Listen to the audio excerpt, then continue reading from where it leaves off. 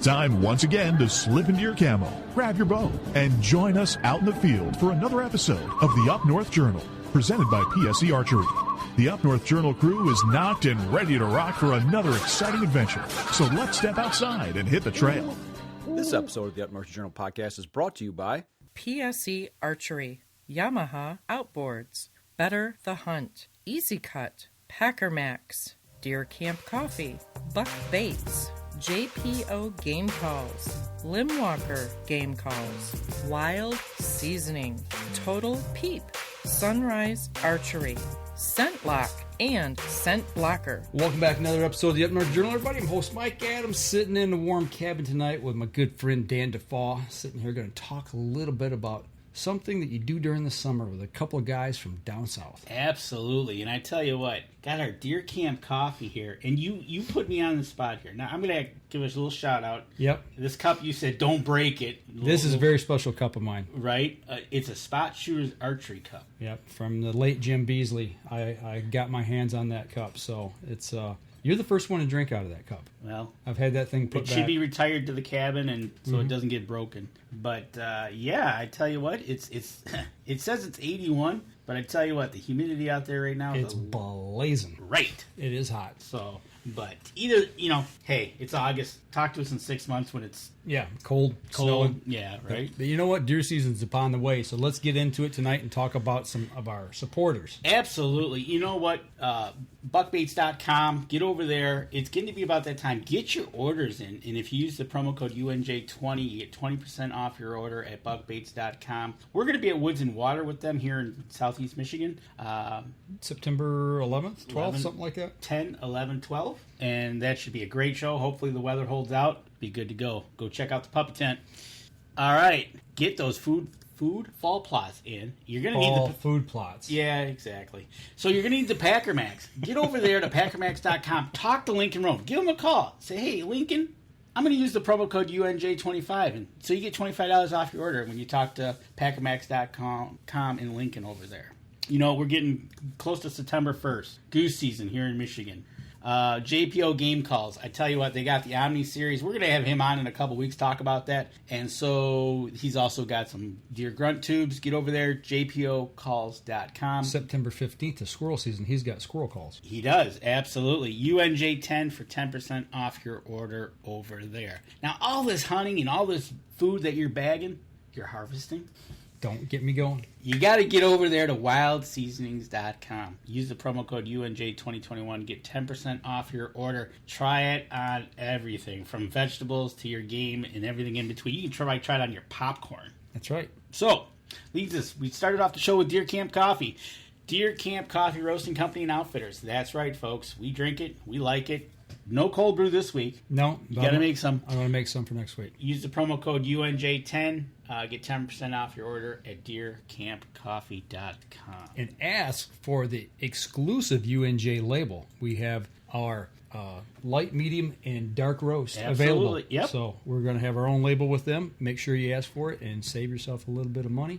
And it will help us, and it will help them as well. And that's what we're drinking here tonight. Deer Camp Coffee. Gotta love it. It is that. And a big shout out. We're waiting. The guest that was supposed to be on tonight, we had to delay him a week because he is on daddy duty. Mm-hmm. He's waiting to become a new dad again. Josh Blosser. Haven't heard, so good luck to you and your wife on the new one that's coming along momentarily, I guess. So his newest little angler added to the family. Which makes me want to give a shout out to the rest of the Yamaha guys we've interviewed. Tomorrow is travel day for them. Next week is the tournament. He is not going because of that. Joe, watch the head-to-head walleye tournament. I'm telling you what, guys, this stuff is action-packed. You've heard us talk about it, but these guys, they're slaying the fish, man. Where are they at this week? They are in Nebraska. Nebraska? They got walleye in Nebraska? Right? That's what I said. I thought they grew corn out there. They do. But, yeah, so good luck to those guys. We'll talk to Josh next week, and then we'll get the lowdown, what's going on with everything out there. Like Mike said, you wouldn't think of it, but when you're in that last hour, last 10 minutes, and you're trying to make the cut or win your head-to-head, it's kind of cool. Not it gonna is lie. cool to watch on TV. So, or watch it on Facebook, actually. That's where it's at, Facebook Live. Exactly. So go over there, talk to Andy Cleveland, head-to-head-fishing.com. Speaking of fishing, you were young. Mm-hmm. We were young. I used to roam around the backyard with flashlight, water the lawn, wait, go get the night crawlers. Yeah, and stuff I did like the that. same thing, man. That's know, how right? we used to get our bait. Exactly. You know what? And you ended up. We've talked about this on the show through Indiana, through David Boggs, a group. Backwater Legacies. Exactly. And you met a person, and he's kind of taken it one step. Well, actually, a couple steps further than that. Yeah. So give a little backstory to that. Well, we met a bunch of kids. We had them up to our deer camp, and they come up for a late season doe hunt. We had them up there, I think, 2 or maybe 3 years in a row. And the last group that we had up there, we met this young guy. His name's Zion, and he shot a doe on our place. And we started talking about, our hunting philosophy, the habitat stuff, and he started sharing with me about what he's doing with habitat, and back then, this was like, I want to say this was 3 years ago, 3 years ago, so he would have been, I'd say 14, 15, somewhere in that area. And, I thought, man, I said, he'd be a good fit for the Mossy Oak Pro Staff for the habitat team that you and I are on. Yep. But he just wasn't old enough yet. So I guess he decided that he wanted to get into the outdoor industry as quickly as possible. So he decided to venture out on his own. But I'm going to go ahead and bring his mic up here and introduce him to everybody. Him and his brother, Zion and Xavier Dunaway. Hey, what's going on, guys? Good. How are you guys? We're roasting up here, so it's got to be hot down there in Indiana. Oh yeah, it's hot down here, hot and humid. So, but yeah, you heard us talking about you a little bit about the backstory there. But you and I, we talked a lot about habitat and stuff. But you guys decided to go in a little bit different direction. I'm just going to throw it to you. You come up with your own bait company for fishing. Yeah. No. Where did that come from? How did you guys get started on the fishing side? Because I thought you were like all deer hunting, but obviously you're not. Yeah. So about 2 years ago, they started a high school fishing team here at our local high school, and I kind of got into the soft plastics as like a hobby, and got the basic $100 package just to get started. And then COVID kind of hit, and we were out of school, and I was just kind of started posting pictures of what I was making, and I was talking to my buddies about it and stuff, and everybody was liking what we were doing. So told Xavier, I said, this is something that we could really kind of take off with and maybe even start our own company doing it. And so we went through everything to get our LLC set up and make it an official business. And we've been an LLC now for just about a year. And just the amount of growth that we've had and the opportunities from everybody else in the industry and everything is just, it's amazing. Just started there at our local high school and started fishing the local tournaments, and it really just took off. So you've always had a love for the outdoors, but fishing as well. I mean, because like I said, you and I, we just talk exclusively about deer hunting. And I didn't know this about you on the other side, though. But when you started talking about this, I mean, I got to imagine, like you said, COVID hit and you're playing around, making your own stuff. And what did your parents say when you threw this idea to them? They were kind of all for it. We've always worked, cut firewood all winter long and everything, and worked on a farm. So whenever we had a business idea, they were all for it. Yeah. And my mom helped us get all the papers signed and everything, because the bank doesn't want to give LLC license, and the state doesn't want to give all that to minors. So okay. So now remember, folks, exactly what they just said. We're talking to two owners of companies that are minors. How old are you guys? I'm 17. And I'm 15. Okay. And here we are, two young gentlemen from Indiana, started their own company, sees something down the road. Mom and Dad are helping them, which is great. I give kudos to Mom and Dad to helping them, and not, no. Hey, they did everything to get you where you needed to be, and you actually won something for this idea. Talk a little bit about that and how that all played out. Yeah, so actually the guy that is in charge of our high school fishing team teaches a business course at the middle school. Yeah. And he had heard of the Innovate Within Business Pitch Competition, which is the largest pitch competition for high schoolers in the nation that is actually here in Indiana. And he kind of threw the idea at me and said, this is something that you should check into. And I met with him after school one day, and we kind of sat down and filled out the initial paperwork to get us registered for it. And I really didn't think anything of it, to be honest. I just, was doing it because we could do it. And then we actually got accepted and was asked to compete at the regional level, which there's 10 regions in Indiana. And then we won the regional level, which I was shocked about. And then we went on to the state competition, which had the top 10 teams in the state out of 840-something students this past year. And through that, we went through a 6-week boot camp where we got to meet with entrepreneurs, CEOs, just anybody that could help with any sort of business, marketing, anything in that. And through that, we got all these different contacts. And at the state competition, we had to do it was pretty much like a Shark Tank pitch. Yeah. Okay. Go up there on stage, pitch our business idea, show all of our finances, our growth, and all of our customer segments, all that stuff. And we were actually lucky enough to win the finals, which allowed us $20,000 for business startup capital, $10,000 each in scholarship funds, and they flew us out to Phoenix, Arizona for 5 days to meet with some of the Phoenix is actually the fastest growing city in the country right now as far as entrepreneurs and business. So just getting to meet with all those different contacts was a great experience. Yep. That's awesome. And we showed a picture. We went to the report that you had, that you took a picture of even you both with the governor. So the governor was involved. How was that? It was, I don't know, the whole thing is just shocking. Yeah, it was really shocking. Shocking, and just huh? the contacts afterwards and everything. I mean, We've just been able to meet so many people that you never think of. Yeah, a year ago, if somebody would have told me that we'd be where we are, I'd have laughed at them. Yep. A little nervous giving that sales pitch? A little bit, yeah. Did you guys practice? Yeah, a little bit, but honestly, I was working out of town most of the time before that, so we just kind of on the way up there looked over our business pitch and everything, and kind of winged it, to be honest. Yeah. Sometimes, awesome. not gonna lie, sometimes when you wing something, that is the best. Right. Because it's honest. It's honest, and it doesn't come across as robotic. Here you are, your first take at it.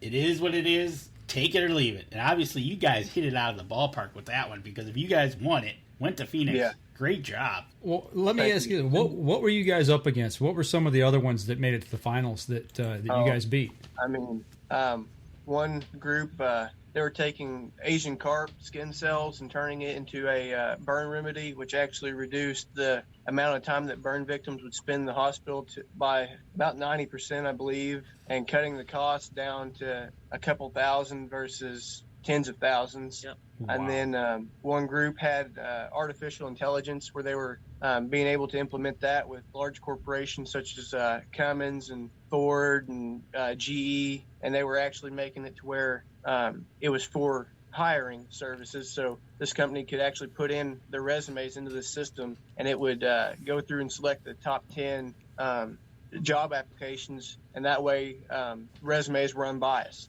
Wow. The competition that we went up against was remarkable. Okay, awesome. I'll give the Asian carp one a kudos, because man, love to get rid of those things, man. Yeah.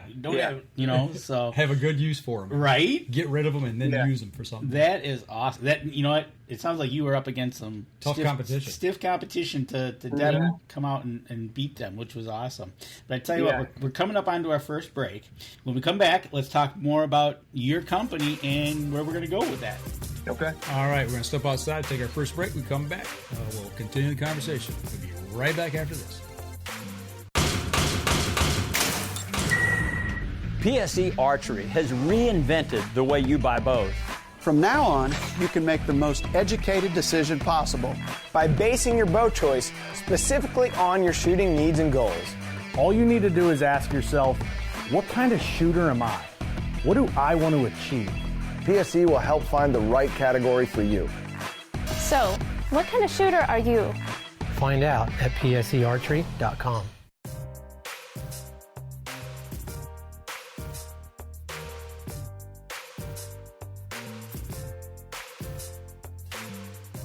Welcome back. Second segment of the show.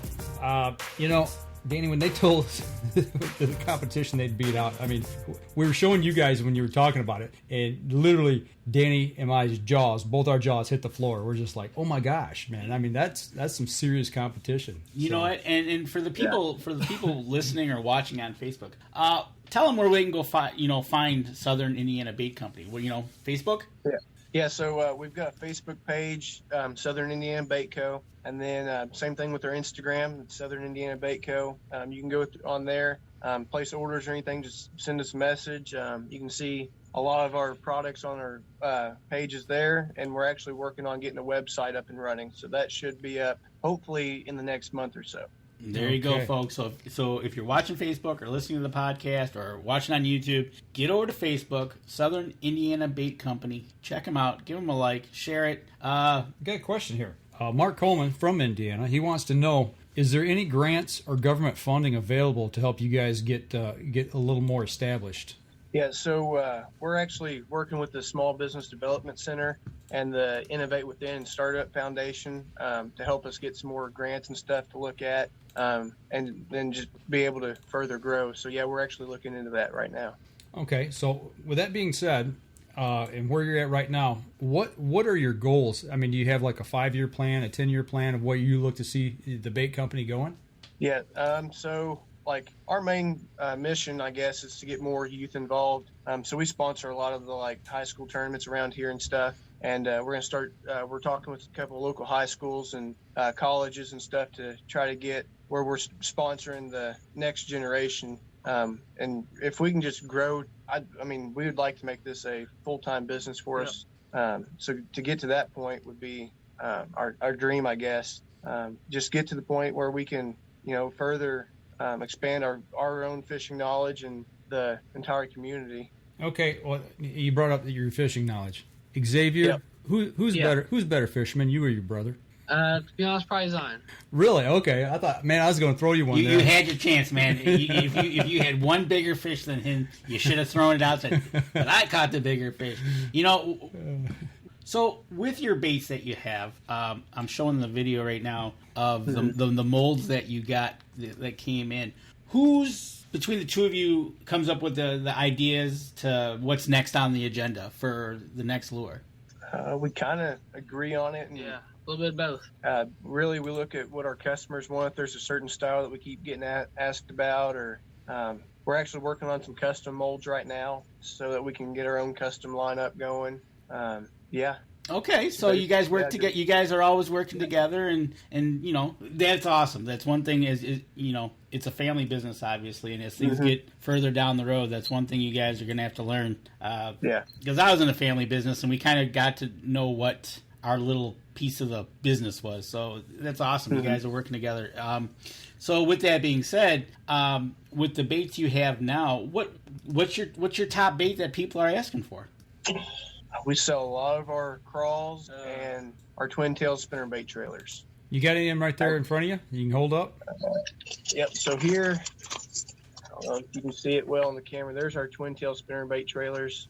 It's just I'll get one out of the package. Yeah, take them out of the package. It's better. So these have the little twin tail kickers on them. Give a lot of action on any type of buzz bait, spinnerbait, swim jig, anything like that. That's a go-to trailer. We work with several jig manufacturers and spinnerbait manufacturers to actually put this bait on theirs to sell with it. And then this is our crawl. Okay. The claws on actually have a lot of action, enough to probably put on spinnerbait stuff also. I personally do that with our crawls. I prefer the bigger profile bait myself. Yep, and it's the claws on our crawl has that it has a lot of water displacement, so whenever you're talking about needing that extra water movement to get that fish's attention, our crawls is my go-to bait for a Texas rig all day long. Yep. So you guys, that just didn't happen right away, right? You guys had to work through getting the size of those claws to what you wanted. Yeah, so that we tried out a couple different crawl molds and narrowed it down to that one as our number one because it was so universal. And anything that you could think as far as like a jig trailer or a buzz bait trailer or anything like that, or even just Texas rig, and it kind of fulfilled all the needs in one crawl style. So, and then from there you got some stick baits as well, right? Yep. Yeah. So, so as you're getting the next one out, what's like a favorite color? Depends on what I'm throwing in time of year. So in our crawl, it would probably be Okeechobee crawl, which is the dark blue over a watermelon laminate, or just a straight green pumpkin. Here's our stick worm. That's in our rainbow trout pattern. It's really popular. Sell a lot of them in this pattern. And then I primarily fish a 6-inch finesse worm, an 8-inch magnum finesse worm, or a 10-inch curly tail worm. That's what I've had my success on the past 2 years. Actually just won the high school division tournament on our 8-inch finesse worms week and a half ago. And that we've got a secret color in that we've been winning tournaments on, so we're going to keep that one a secret. That's nice. And he's not going to tell what it is. and it's on Lake Not Going to Tell You either. Yeah, right? That's right. That's awesome. One of the questions that people, not going to lie, you walk into your bigger stores, box stores, and there is just, what separates you guys, your baits, from the competition? Is it your quality, the price? Do you give a little free shipping? What's all involved? So what really sets us apart is our durability. We've worked with 3 different plastisol manufacturers to find the right blends that we like for each specific bait, as far as the how much action it'll have, and the durability before it'll break on you and everything. That's like our frogs. Our frogs, we actually use a floating blend of plastic, so you could actually fish them just on a weightless hook. So it's the durability that we have and the quality. We hand inspect every bait that goes in the bag. With our baits, you don't get the flashing, you don't get the bubbles in them, and no dents or anything like that. Yeah, and then the customizability that we offer too. We do a lot of custom orders for jig manufacturers and stuff. If they've got a jig pattern, they can send it to us, and we can pretty much match it to a T. So yeah. How many baits do you sell on average, like say in a week or a month? I mean, are you guys constantly working and cranking these out? Yeah. I mean, it varies. Sometimes we could sell, $100 a week. Some weeks we can sell $700, $800 worth. So really, it varies on the season too. And we're kind of ending our spring and summer season. We're still getting some orders here for guys stocking up here in the fall, but right now we're kind of running a bunch of inventory for our winter and spring shows that are coming up. We've actually got a show down in Knoxville, Tennessee at the East Tennessee Fishing Expo, and it's the biggest one on this side of the Mississippi. So we're going to try to take 6,000 packs of inventory to that show and hopefully sell out. Wow, that's cool. That would be awesome. You guys selling out, I'm sure that would be fan-freaking-tastic. I mean, it's like you guys, and like you said, it's a big show. It's in Tennessee, so as far as this COVID thing's going, I think everything's open, so that'll be good for you guys to, Well, when you're making different lures and you're making different colors and everything, do you see differences? I mean, I'm not that big of a fisherman, so I mean, you're probably gonna go yeah or no. I mean, you should know that, but I don't. Is it different region by region? Like up here in the north. I mean, do you see more of like one certain kind or certain color go to the north versus the south? Because like down in Florida, a big color we sell a lot of is June bug. Okay. A lot of our Florida guys want June bug.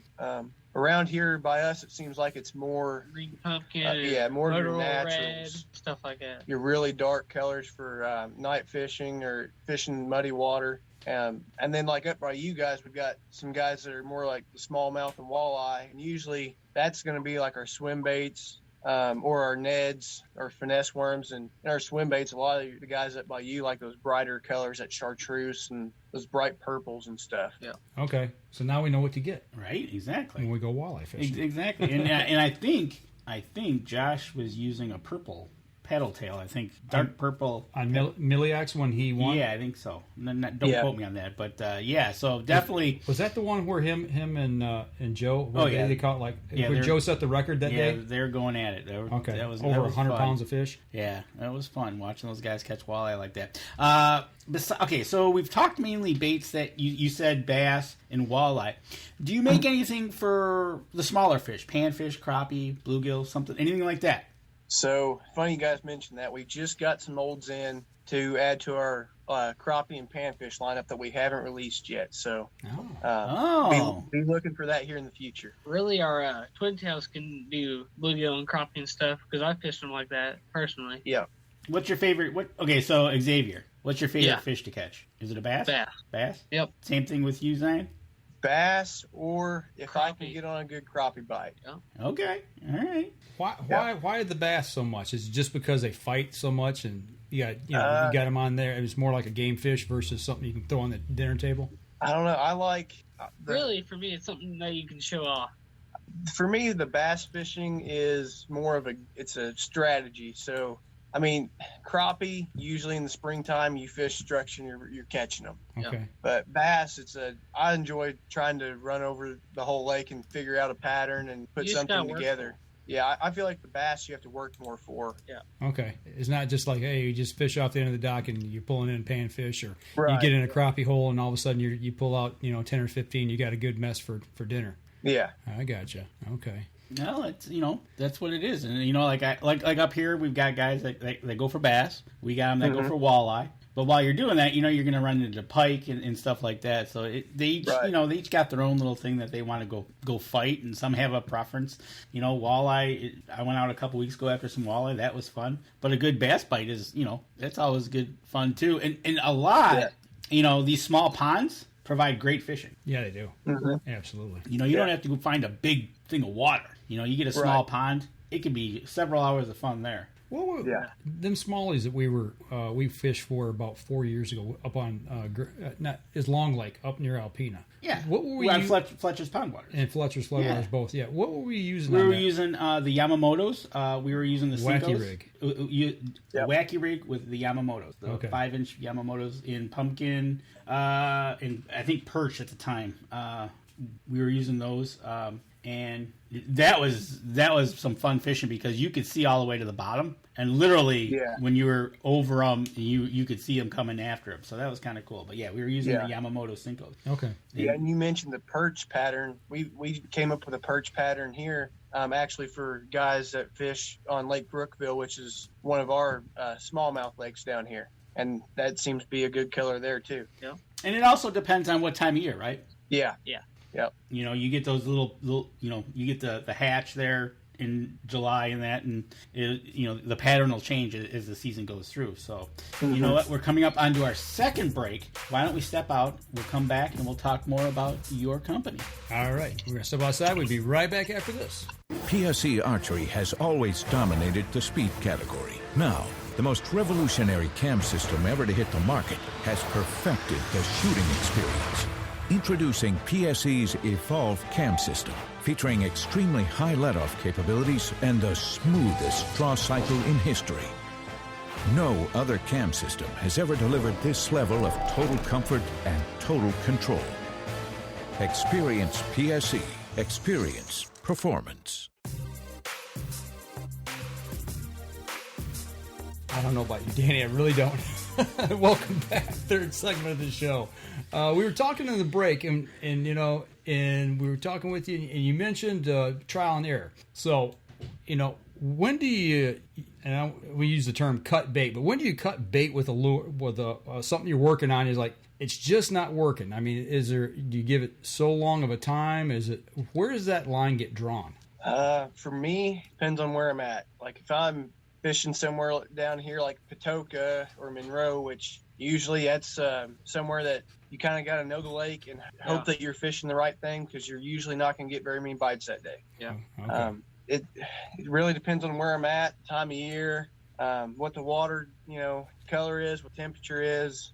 I usually start off in the spring throwing a crawl most of the time. And usually if I can't get bit on a crawl or a finesse worm, then the fish aren't going to bite. Okay. So, and usually I stick with my natural colors for that time of year. Biggest thing I think is try to stay natural, because if you're fishing the natural stuff, you're usually going to get bites anyway. Unless you can figure out some other pattern that's, if you can find that one color that they're just hitting better that day or that week or whatever. Yeah. Okay.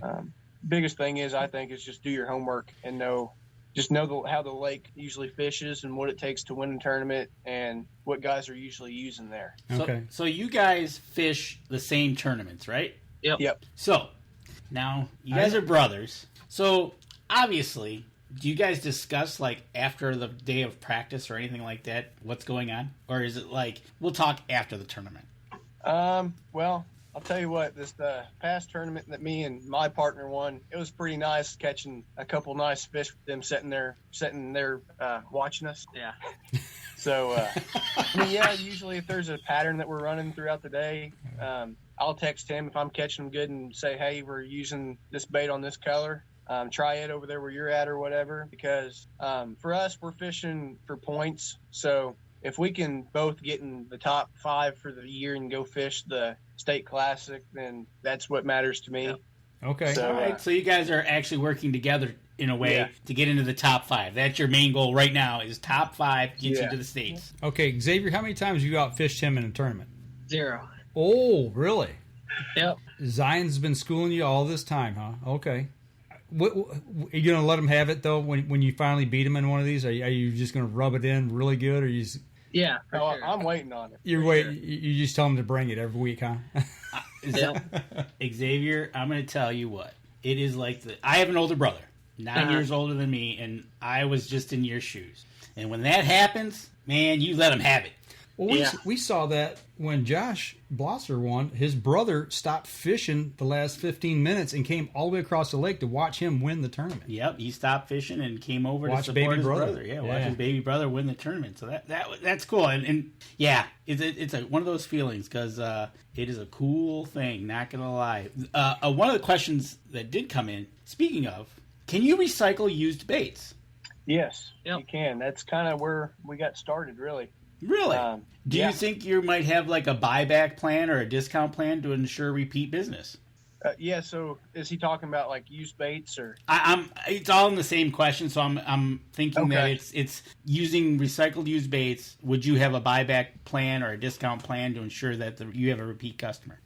So usually we don't do that just because there's not enough there, like saying, a pack or two to melt back down. But like we've worked with guys that have like a full Walmart bag full of used plastics and ask if they can ship them to us, and then we can just melt all that down and run it and then ship back baits. And we usually do that and just base it by the hour on a price because we're not out any material per se on that usually. So, but isn't that kind of hard to repeat if they're not all the same color, to repeat what the color they're after? Yeah. So usually whenever we get a big bag like that, do the dark and light colors. Yeah, you can separate it into your dark and light colors, and usually you end up getting a brown. So usually it's some sort of brown color, or we can add black colorant to it where you have a really black bait, and it's just has every color glitter in it you can think of. Well, that's what I was thinking, because once you come out with a color and then you have another color, there's no way you could mix those colors, or else you're going to end up with black, right? Black with rainbow speckles. Yep. No, it's virgin material. It's a virgin color at that time, but when you start mixing, but hey, if they want to send it to you and do that, that's kind of awesome. That's kind of you never know what kind of color you might get out of it, right? Right. And then we've got guys too that'll donate just old baits to us and everything, or we'll melt down all of our leftovers and extras and just whatever it comes into, and we'll make a couple gallons of plastic in that color, and we usually give that away for at tournaments and stuff for giveaways, and usually at the high school tournaments we'll give them away to kids that show up and stuff. So that's a great promotional tool. Absolutely is a great promotional tool. And speaking of great promotional tools, you guys gave away, as I'm scrolling here frantically trying to find it was for the Fishing for a Mission. Yep. You guys provided some packs there. So, that's awesome. I got to admit, listening to you guys talk about wanting to give back and wanting the future of the sport to grow. And granted, you guys are only 15 and 17. You guys are at the beginning spectrum of that thinking. At that age is incredible. Is very incredible. So I'm going to say hats off to your mom and dad for the way they raised you. Thank you. Thank you. Absolutely. There's just one thing that just, you guys have talked so much about continuing on the sport and helping people continue on that sport. Shoot, it's hard to find out where some of these guys fish because they don't want to tell you because they're afraid you're going to go catch their fish. Right. But here you guys are working together. I know you guys are only in high school, but you're working together to both get to the state final. It's not like, hey, I'm not going to tell you, but it's really cool. It is refreshing to hear. Not going to lie. It's one of those things you sit there and you know how to go. You've heard it. You've been at the big shows and everything. Yep. And some of these guys walk around like, they don't stink. But guess what? They put their pants on one leg at a time like we all do. Right. And you guys are on so level-headed right now that it's hats off to you guys. Absolutely. It's nice to see people of your age to be able to come away with that forethought of giving back and wanting to encourage more people to get into the sport. So, absolutely. And that's one of the things, down there when you guys are fishing these tournaments and stuff like that, just getting your name out with your company and passing it along and doing the promotional work that needs to be done. You guys are hitting the road running. You guys have already proven your business model because you won. And you guys are doing wonderful. That's awesome. So where do you guys see yourselves 5 to 10 years from now? Are you thinking you're going to stay into the plastics, or you kind of might want to go into other directions of the bait company? Well, right now we're the plastics is keeping us overloaded busy. So yeah, I mean we have everything to make jigs and crankbaits and stuff like that. We just don't have time for it. Yeah, we've got all the material to tie flies and do all that stuff, but we're going to continue with the soft plastics for now, just because that's what we're doing good with. But I mean, in the 5-year future, I could see us for sure getting into some of the hard baits and some of the jigs and stuff. Or even partnering with a couple of other companies that already do that.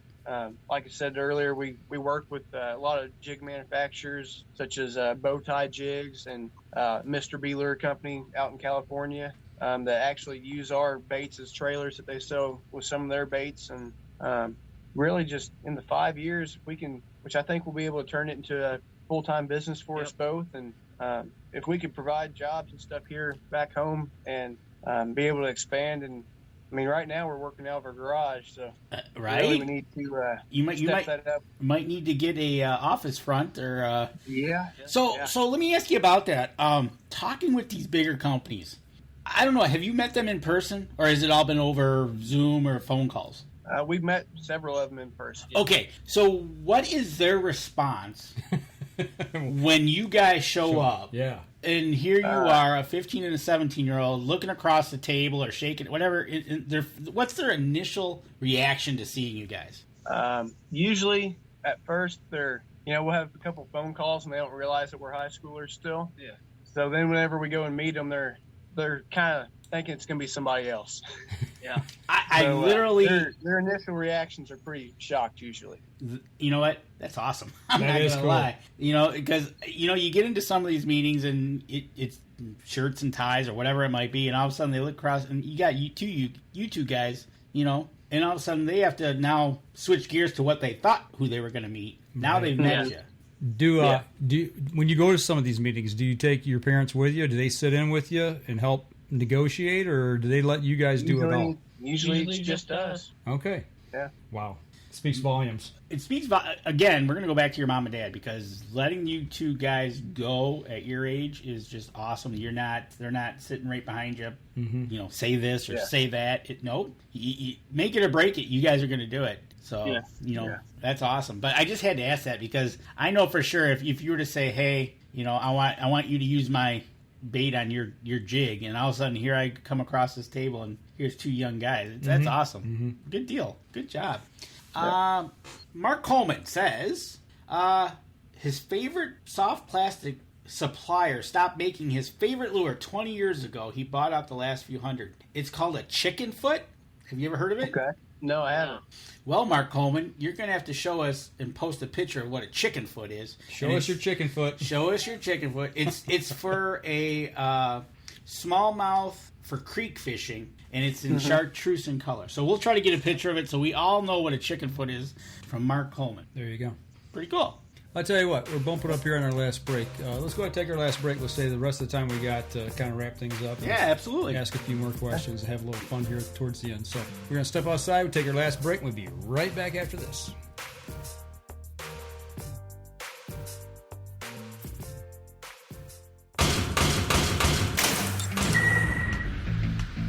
Acceleration is part of PSE's DNA. PSE pioneered the speed movement. Now they've developed the vapor category to help you find the most powerful bows on the market to fit you. High speed equates to intense power and building the momentum you need to be successful. Are you a vapor shooter? Find out at psearchery.com.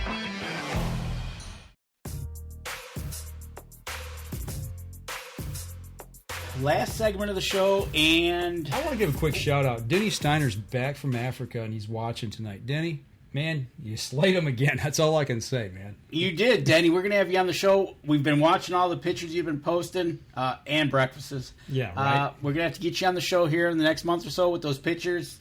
Talk about it. How was your trip and how it all went? We'll definitely talk to you about that. Mike, if you switch to my screen, big shout out to 123 FM in the Upper Peninsula here of Michigan that carries our show.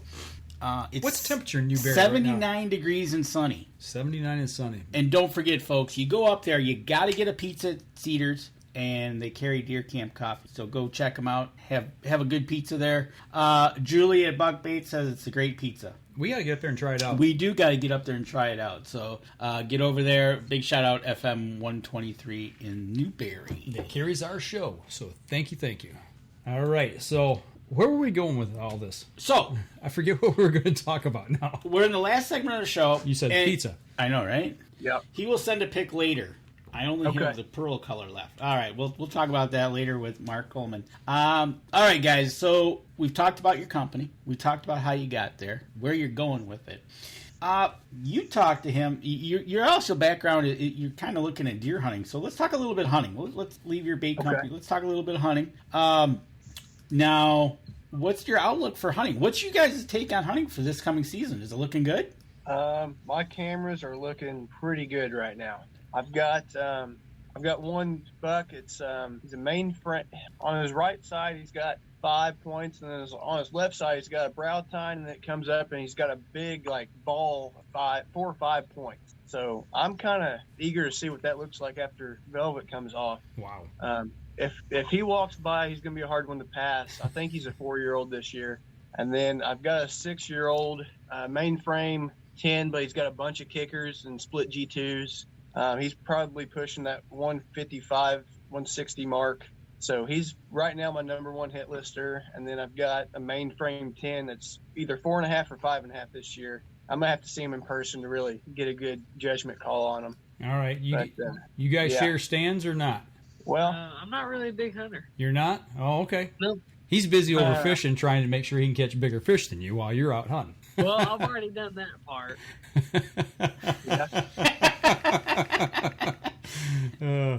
So you're not a big hunter. What other things do you like? Really, I'm just big into fishing. All right, so you're going to stick into the about fishing. all I do.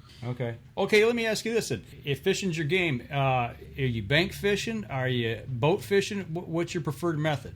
I prefer to bank fish. Okay. Yeah. You guys got boats? You run boats? We literally just got a boat got Saturday. What'd you get? So we just got a little 12-foot John boat with a live well and 2 trolling motors to start with. So there you go. But yeah, like at the tournaments and stuff, I go with. We actually have to have a captain for our high school division. So my captain happens to be my partner's cousin, and Xavier's partner. Him and his partner get to fish with some of the guys that fish for the Bass Pro Nitro team. So yep. Okay, right on. Gotta like that. Yeah. Now, going back to hunting, you got your food plots in?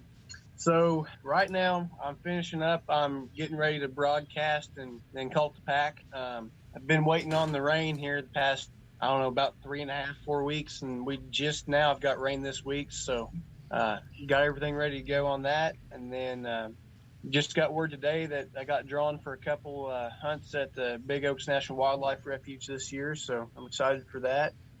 Yeah. Gun or rifle? They're gun hunts. So. Okay. Now, are you in a shotgun zone or are you in rifle zone?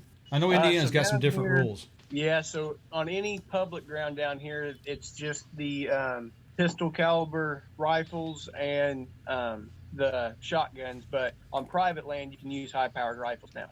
Okay, that's the way it was when I was down in Indiana a couple years ago. Yeah, I stick with the 44 most of the time. Sometimes I get out my grandpa's 30-30 and I'll deer hunt with it some. But other than that, it's a 44 in my PSEs. So there you go. There you go. Question for you too. Number one, we'll go with Xavier. Who's your favorite fishing? Who's your favorite fishing celebrity, fisherman or woman? That's a tough one. I'm probably gonna go with Kevin Van Dam. And he's got his name plastered all over some baits. You got that right. Yep. You know, see, so all right. So Zion, yours? Probably between Scott Martin and Brandon Polinick.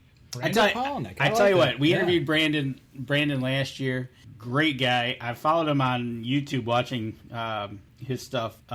Great photography and everything. But yeah. We had him on. He was actually pre-fishing. He was pre-fishing out in Lake St. Clair. For a tournament. That was this spring, wasn't it? That was last. Or was that last year? It was last summer. Okay. Because it was all messed up because of COVID. That's right. And it was funny. Not gonna lie, he had the camera tilted up at him, so he wasn't gonna give away where he was fishing on the lake. Nobody could find any landmarks. That was great. So, but yeah, great guy. So Mark, go ahead. So Mark Coleman, you're giving away your age by saying Hank Parker. Not gonna lie. You're right. Yeah. Even though Hank Parker's a nice guy, we met at ATA and said hi to him and stuff with PSE, and they're usually in the booth right around the corner. So, but it's all good. And another question. We're jumping back between fishing and hunting. What are you going to be planting? Clover, brassica, peas? What are you going to be broadcasting? This year, last year I did a mixture of turnips, sugar beets, radish, clover, and winter wheat. And this year I'm going to go with a radish, turnip, and clover mix. That way I've kind of got the greens, and then I've got the early season radish and the late season turnip. Okay, sugar beets. That's interesting. I thought that was more of a northern thing. They love them down here. Probably because there's not a lot of exposure to them. I would imagine once they get a taste for it, they love them. Because usually it'll take them 2 or 3 years to get used to it, but once they find them and know what they are, better get ready. Yeah. Do you notice that once the first frost hits, that those sugars activate and it becomes sweeter? Yep. Do you know you get more action on them then? Yep. Usually that's why I put in the radishes, because they love them. Usually right as our bow opener. And then as soon as we get a good heavy frost or late season, those turnips and sugar beets usually work really well. There you go. Oh, Mark Coleman actually give us his age. I know, 51. Yeah, he's right in there with us. He's in our wheelhouse. Yep, absolutely. But, like you said, when you're planting stuff like that, and you got to catch that rain. Because if you don't catch that rain, it doesn't work well. Yeah, we've had a good dry, or a hard dry summer here as well. Right. So, but when you're going down that road of do you plant any rye, wheats, anything like that? I'll do a winter wheat usually. I'll throw that in some falls, and then I like to put it in with a clover mix in the spring too. Okay, that's a good idea.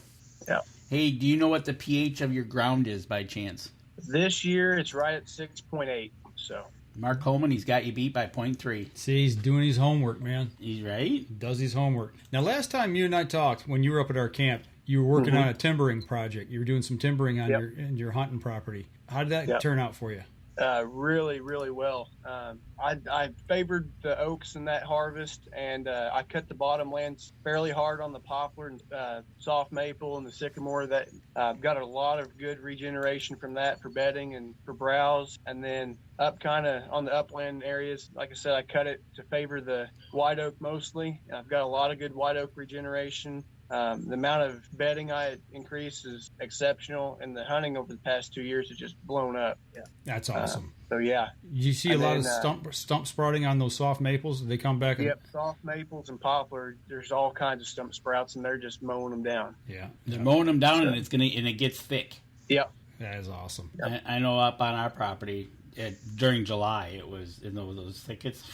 Was it? How many years has it been since you've cut yours?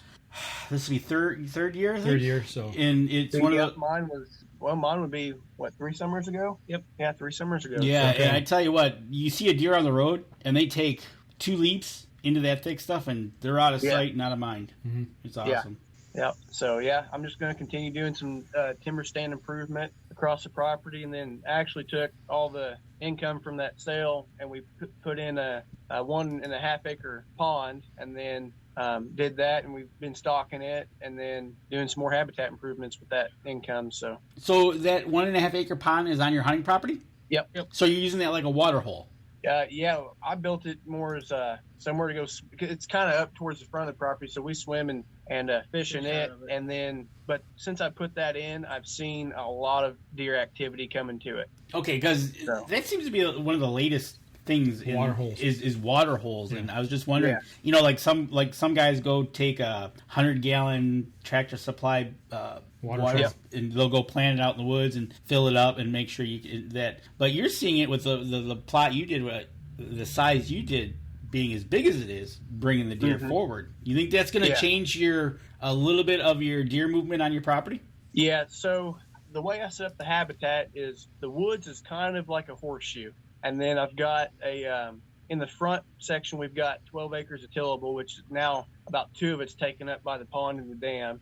And then I leave that in grass, and then I'll mow it by every other year, I guess. And then then I've got 2 acres that's kind of a finger off the main field that goes right through the middle of the property, and that's where I've got my food plot. And then I did all the habitat improvements and all the timber stand improvements in that horseshoe timber. So what a plan! Not only do they have their own bait company, and they developed this from ground up, the guys know how to set up deer property too. Right? Well, they're learning. Yeah, you know. Actually, that's what I've worked an internship all summer doing habitat improvement and stuff, and with a private forester. And my plan is actually go to Purdue to get my bachelor's degree in forestry and wildlife management. So there you go. Isn't that a David Boggs school? That's a David Boggs school. You've been listening to David too much. Yeah. Hey, but David knows his stuff too, you know. So that's that. Man, you're on the right track. You know, speaking of the future stuff, Xavier, what are your goals and aspirations for when you're done with school, high school? I plan on going to college for business. Business. So you're going to run the company, and you're going to make Zion work for you, right? So that's the plan, right? Actually, I'm not going to lie. That I, in our family company, I was the bookkeeper. My brother was the worker. So I get it. And you each learn, like I said, you each learn your spot. But have you guys ever ice fished? The closest I've come to ice fishing is when I was up there with Mike, and I fished there in the trout pond. Oh, you did fish there? Yep. Okay, I didn't know if you guys ever got out, but wasn't even frozen then. I don't believe, was it? No, there's still open pockets. Yeah, that pond very rarely freezes completely over, and if it does, you still don't get on it. I tell you what, we're putting together a little trip for February? Hopefully February. Stay in touch. If you guys want to make a trip up to Wisconsin, we might be able to drag you along with us. Put you on some ice. Awesome. Thick ice. Trust me, Mike and I, we're not that first ice, best ice thing. No. It's got to be thick. Yeah. Mike's my tester. I send him first. He sends the big guy out, And if I don't fall through, it's safe for him. See how he treats me? Right. So, but no, seriously, we'll see if we can't get you tag along with us for a weekend up there. That or come up here if you guys want to come up this way. It's a lot of fun. Yeah. We'll build a fire for you right on the ice. Awesome. Right? That right there, when you do that, you got good thick ice and you build a fire on it, people, they lose their minds. They're like, what are you doing? But yeah, it stays right on top. It's pretty cool. Then we drive cars on them too. Hey, or land planes. So it's one of those things. Man, we've chewed up an hour here. I know, right? Tell us where we can find more about Southern Indiana Bait Company or SIB Co. Yep, you can just go check us out on our Facebook page and our Instagram page, and you go there and follow that, and be looking for a website here in the next month or so. Yep. Okay, so they can go there. They can go right there and place an order to your company right there. Send me a message, and just send a message to the company page, and I'll get right back with you. Okay. Do you have prices on your page or no? They may not be posted, but all of ours are $5.50 a pack, and then they range in the number per pack depending on the style of bait. Okay. And if they send me a message, then I'll send them a message back. It's got our complete price list. Okay. Wow. I tell you what, I'm still just blown away. Number one, at the professionalism of you two. It's just like talking to two businessmen. I mean, it's still hard for me to grasp that you guys are in high school. Right. That's why I asked about the initial reation to some of these businessmen when they meet these young business entrepreneurs that are still under 18. Right. Yeah. Mark Coleman works 5 minutes from Purdue. Look at that. Oh, really? So there, when you get up there, he said, look him up. And then he'll help you. He'll take you and hit some of the creeks for smallies up there. That'd be awesome. Yeah. So you graduate next year, right? I'm a senior this year, so yeah, I'll be graduating this year. So you'll be graduating 2022. 2022. Yep. Okay. Yeah. Excellent. And then when they're at these big shows with all their baits and everything, and they hit it big, we say we knew them win. Exactly. That's we knew those two guys win. Yeah. Well, listen, guys, hang on if you would. We're going to wrap up the show here, so just hang on after we're done, and we'll talk with you a little more. But for those of you on the podcast, go over to their page, give them a like, follow, share on their social media sites. Do the same for us as well. Share the show. And if you're listening to the podcast, go over through iTunes, give us a review over there. That helps us, and it also helps our supporters as well. And for those of you on the live stream, same thing. Go over to their pages, give them a like, follow, and share, and share the show with your friends, and go over and check out their website. If you guys are in the outdoors and you're into fishing, take a look at what they've got to offer here.